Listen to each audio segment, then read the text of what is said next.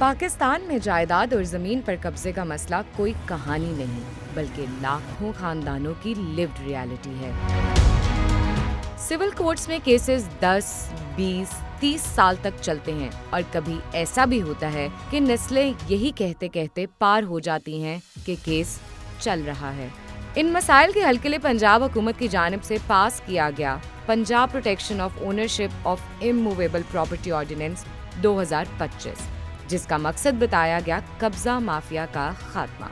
अगर आप real owner हैं, रेवेन्यू डिपार्टमेंट के रिकॉर्ड में सारे सबूत मौजूद हैं, वेरिफिकेशन के बाद केस क्लियर कट है, तो डिप्टी कमिश्नर के अंडर आने वाली कमेटी 90 दिन के अंदर अंदर कब्जा छुड़वाएगी और प्रॉपर्टी असल मालकान को वापस दिलवा देगी।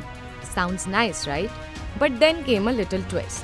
22 दिसंबर को लाहौर हाई कोर्ट की चीफ जस्टिस आलिया नीलम ने इस ऑर्डिनेंस पर अमल दरामद रोक दिया। उन्होंने इस ऑर्डिनेंस के खिलाफ तमाम दरख्वास्तों पर इतराजात दूर करके फुल बेंच बनाने की सिफारिश भी की और प्रॉपर्टी ओनरशिप ऑर्डिनेंस के तहत दिए गए कब्जों को भी वापस करने का हुक्म दिया। जहां ये बात सच है कि हमारे मुल्क में जाली कागजात बनते हैं, वहाँ ये बात भी काबिल गौर है कि इस ऑर्डिनेंस के तहत कागजात की वेरिफिकेशन सिर्फ रजिस्ट्री से नहीं बल्कि रेवेन्यू डिपार्टमेंट से भी हो रही थी, वही महकमा जिस पर हमारी अदालतें भी इन केसेस में रिलाई कर रही होती हैं।